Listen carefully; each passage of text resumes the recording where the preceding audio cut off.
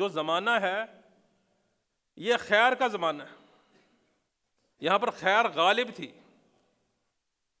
اللہ تبارک و تعالیٰ نے اس زمانے کو اپنے نبی کی زبان اقدس سے خیر کا زمانہ قرار دیا۔ خیر القرون کرنی، بہترین زمانہ میرا زمانہ ہے۔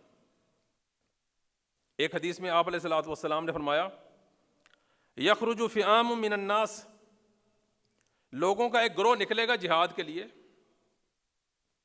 پھر پوچھا جائے گا حل منکم من صحب رسول اللہ، کیا تم میں سے کوئی ہے جو حضور علیہ الصلوۃ والسلام کا صحابی ہو؟ تو بتایا جائے گا ہاں ہے، ان میں اللہ کے رسول کا صحابی ہے۔ فیفتح لہم، اللہ تبارک و تعالی صحابی کی برکت سے ان کو فتح عطا فرما دے گا۔ پھر کچھ عرصے کے بعد، ایک زمانے کے بعد، ایک اور گروہ نکلے گا، یخرج فئام من الناس، پوچھا جائے گا کیا ان میں کوئی ہے جس نے کسی صحابی کی زیارت کی ہو؟ تو بتایا جائے گا ہاں ان میں ہے۔ اللہ تبارک و تعالیٰ اس تابعی کی برکت سے فتح عطا فرما دے گا۔ پھر ایک زمانے کے بعد ایک لشکر نکلے گا اور پوچھا جائے گا کیا ان میں کوئی ایسا ہے جس نے تابعی کی زیارت کی ہو؟ تو بتایا جائے گا کہ ان میں ہے جس نے کسی تابعی کی زیارت کی ہے۔ فیفتح لہم، اللہ تبارک و تعالیٰ ان کی برکت سے ان کو فتح عطا فرما دے گا۔ آپ علیہ الصلوۃ والسلام نے اس لیے ان گروہوں کو، ان جماعتوں کو خیر قرار دیا ہے۔ تو یہ لوگ سلف ہیں۔ سلف کا مطلب ہے پہلے آنے والے لوگ، سلف یعنی لام کی زبر کے ساتھ جب یہ ہوگا، اس کا مطلب ہے پہلے آنے والے جو اچھے لوگ ہیں، بہترین لوگ ہیں، صالحین ہیں، وہ سلف ہیں۔ اور لام کی جزم کے ساتھ اگر اس کو پڑھیں گے تو یہ برے لوگوں کے لیے استعمال ہوتا ہے۔ ہمارے ہاں معروف ہے سلفی، فلاں سلفی، فلاں سلفی، جبکہ یہ سلفی ہے لفظ۔ سلفی، سلف جو ہے پہلے گزرے ہوئے اچھے لوگ، اور سلفی پہلے گزرے ہوئے برے لوگ۔ اور اسی طریقے سے جو خلف ہے اور خلف ہے یہ بھی اسی طرح ہے، پیچھے سے آنے والے اچھے لوگ خلف ہیں اور برے لوگ خلف ہیں۔ فخلف من بعدہم خلف، سورہ مریم میں ہے، پھر ان کے بعد انبیاء علیہ السلام کا تذکرہ ہوا، فرمایا ان کے بعد پھر ناخلف لوگ آ گئے، بہت ہی ناکارہ قسم کے لوگ آ گئے۔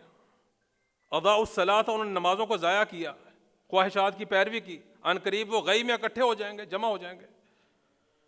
تو سلف کون ہیں؟ یہ پہلے آنے والے اچھے لوگ، اور اصطلاح میں صحابہ، تابعین، اتباع التابعین۔ ان کا منہج کیا تھا؟ صحابہ کا، تابعین کا، اتباع التابعین کا، ان کا منہج قرآن و سنت تھا، قرآن و حدیث ہی ان کا منہج تھا۔ آپ دیکھیں جو شخص بھی فرقہ بنا ہے، جماعت بنی ہے، الگ ہوا ہے، اس نے سلف کے فہم کو چھوڑا۔ جتنے بھی گروہ بنے ہیں، خوارج ہیں، روافض ہیں، مرجیہ ہیں، جہمیہ ہیں، قدریہ ہیں، جبریہ ہیں، اشاعرہ ہیں، سب کے سب نے کیا کیا؟ فہم سلف کو ترک کیا سب سے پہلے، جس کی وجہ سے کوتاہی آ گئی، فہم میں غلطی آ گئی اور گمراہ ہوتے چلے گئے۔ مبتدعین انہوں نے یہی کیا۔ خوارج جو سب سے پہلا گروہ نکلا ہے، آپ یہ دیکھیں کہ کیا کہا تھا انہوں نے، ان الحکم الا للہ۔ حضرت علی رضی اللہ عنہ کی طرف سے بھی حکم مقرر ہوا اور حضرت معاویہ کی طرف سے بھی حکم مقرر ہوا کہ قرآن کے مطابق فیصلہ ہوگا، اور یہ حکم ہم نے مقرر کر دیا۔ ابو موسیٰ اشعری کو حکم مقرر کیا، عمر بن عاص رضی اللہ عنہ کو حکم مقرر کیا۔ انہوں نے کیا کہا آگے سے؟ نہیں، حکم تو قرآن ہے، ایسی تعویل کی قرآن پاک کی آیت کی جس کے اوپر عمل ممکن ہی نہیں ہے، یعنی قرآن خود فیصلہ کرے گا۔ ان الحکم الا للہ کا کیا ترجمہ کیا، کیا فہم تھا ان کا؟ قرآن خود ہی حکم ہے، سارے مناسب ختم کرو، امارت ختم کرو، قاضی القضاء اس کو ختم کرو، فیصلے خود بخود ہوتے رہیں گے۔ یعنی ایسی شرح اور ایسی تفصیل بیان کر دی خوارج نے کہ جس کے مطابق عمل ممکن ہی نہیں تھا، اور فہم کے جو سلف کا فہم ہے اس کو چھوڑ دیا۔ جتنے بھی گروہ آئے ہیں، جتنی بھی جماعتیں آئی ہیں، آپ روافض کو لے لیں، سلف کا کیا فہم تھا، کس طریقے سے قرآن و حدیث کے مطابق انہوں نے فیصلے کیے۔ آپ یہ دیکھیں، اختلاف تو ہو جاتا ہے نا۔ آپ علیہ الصلوۃ والسلام کی تدفین کے اوپر اختلاف ہوا، اختلاف کیسے ختم ہوا؟ قرآن و حدیث سے۔ سیدنا ابو بکر صدیق رضی اللہ عنہ نے فرمایا، نبی کی تدفین وہیں پر ہوتی ہے جہاں پر نبی فوت ہوتا ہے، بات ختم ہو گئی۔ حدیث نے معاملے کو حل کر دیا، اپنی اپنی رائے کو پیش نہیں کیا۔ خلافت کے اوپر اختلاف ہوا، خلیفہ کون بنے گا؟ اوس اور خزرج بیٹھے ہوئے ہیں کہ خلیفہ ہم میں سے ہوگا۔ ابو بکر اور عمر گئے ہیں اور جا کے کیا کہا؟ الخلافۃ من قریش، خلافت جو ہے یہ قریش سے ہوگی۔ الخلافۃ فی قریش، ائمۃ من قریش، جو امیر ہیں، حکمران ہیں، کہاں سے بنیں گے؟ یہ قریش سے بنیں گے۔ اختلاف ختم ہو گیا۔ فَإِن تَنَازَعْتُمْ فِي شَيْءٍ فَرُدُّوهُ إِلَى اللَّهِ وَالرَّسُولِ، یہی سلف کا طریقہ تھا۔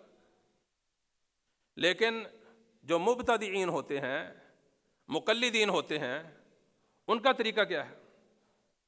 قرآن و حدیث صرف آڑ بنائی ہوئی ہوتی ہے، انہوں نے صرف آڑ ہوتی ہے، جبکہ ان کی دلیل ان کی فقہ ہوتی ہے۔ ہمیشہ یاد رکھیں، قرآن و حدیث ان کی دلیل کبھی نہیں ہوتی۔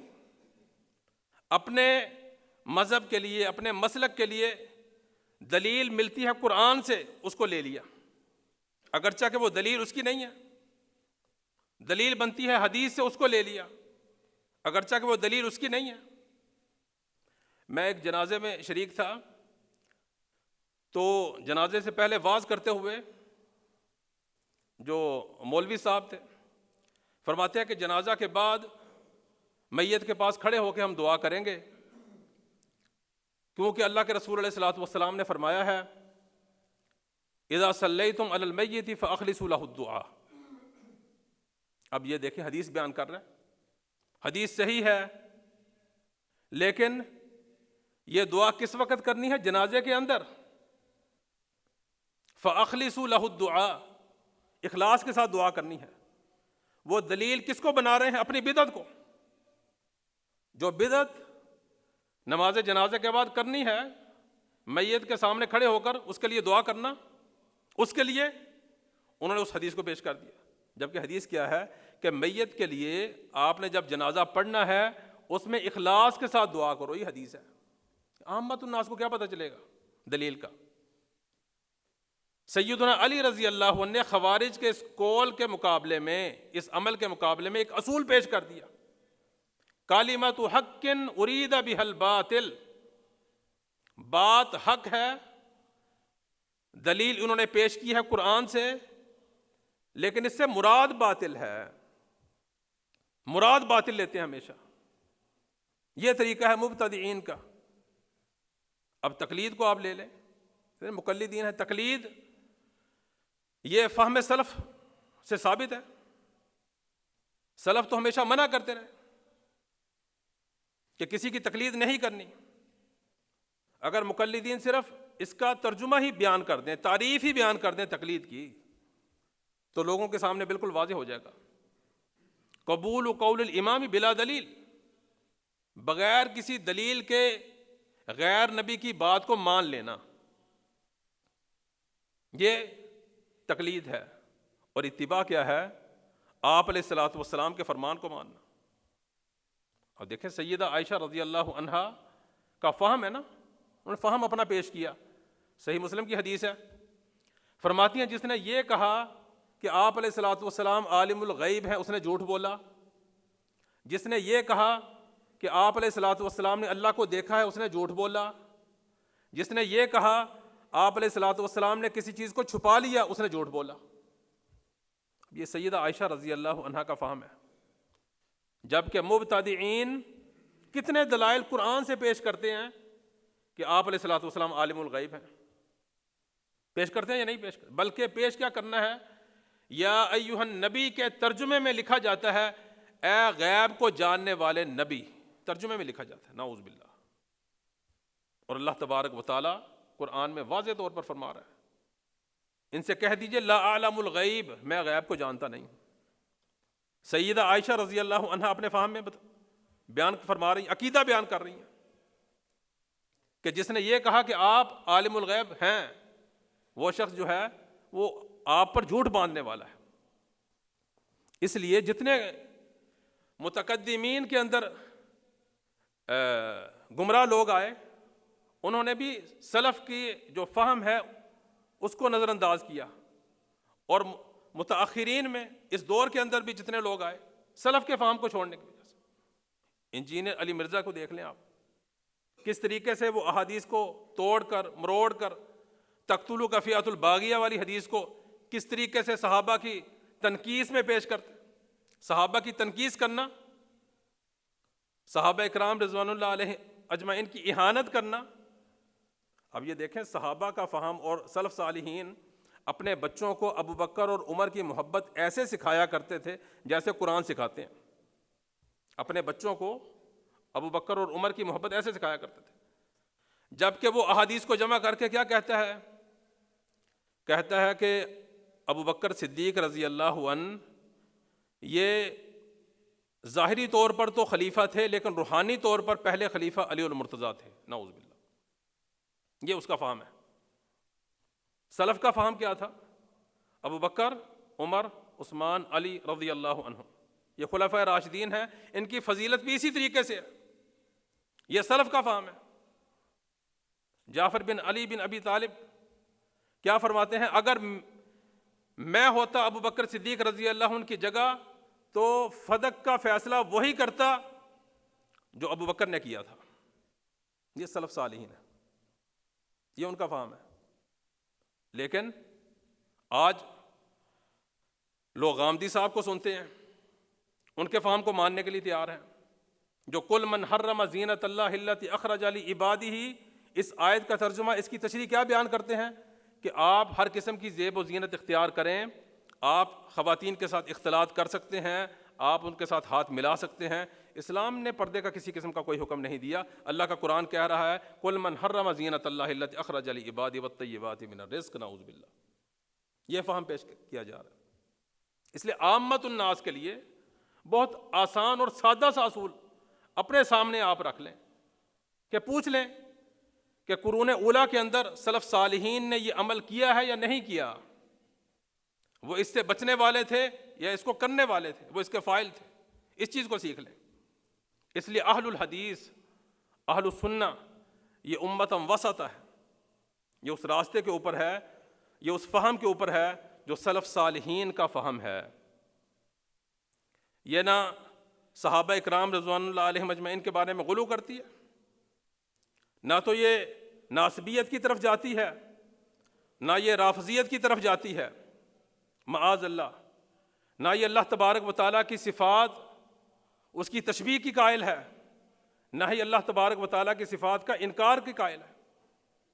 یہ اہل السنہ والجماعہ کا عقیدہ ہے، اور یہی جو ہے وہ سلف صالحین کا فہم ہے. اللہ تبارک و تعالیٰ سے دعا ہے اللہ مالک الملک ہم سب کو عمل کرنے کی توفیق عطا فرمائے.